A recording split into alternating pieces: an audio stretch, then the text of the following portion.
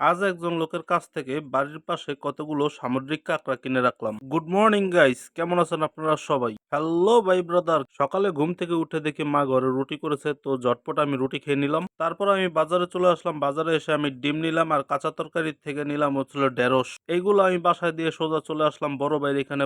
এখানে এসে দেখি যে বড় ভাই এখানে আর্ট করতেছে, আমিও তার সাথে বসে বসে আর্ট করতেছি। তারপর ফোম কেটের ডিজাইন তৈরি করতেছি কিভাবে কি করা যায়। ভাতিজা কত সুন্দর করে ময়ূর ডিজাইন করলো।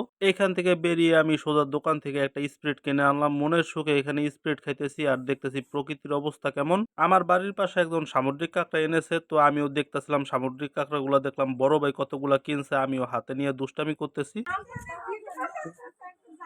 আমিও সবার মতন প্রায় 2 কেজি কাঁকড়া কিনে রাখলাম। বিকেলবেলা আমি আর মিঠুন দা হাঁটতে বেরোইলাম। হাঁটতে হাঁটতে সন্ধ্যা হয়ে গেল। একটা দোকানে আসলাম, আসার পর এখানে জোলা বুট অর্ডার দিলাম। আমরা দুইজনই খাওয়া শুরু করে দিলাম। মিঠুন দা খাইতে খাইতে একটা হাসি দিল। তারপর হাঁটতে হাঁটতে আসলাম পাচক মন্দিরে কীর্তন শোনার জন্য। কীর্তন শোনা শেষ করে দোকান থেকে কতগুলো পাপড় ভাজা কিনে নিয়ে গেলাম বাসার জন্য। আজকের ভিডিওটি ভালো লাগলে অবশ্যই আমার চ্যানেলটিকে সাবস্ক্রাইব করুন।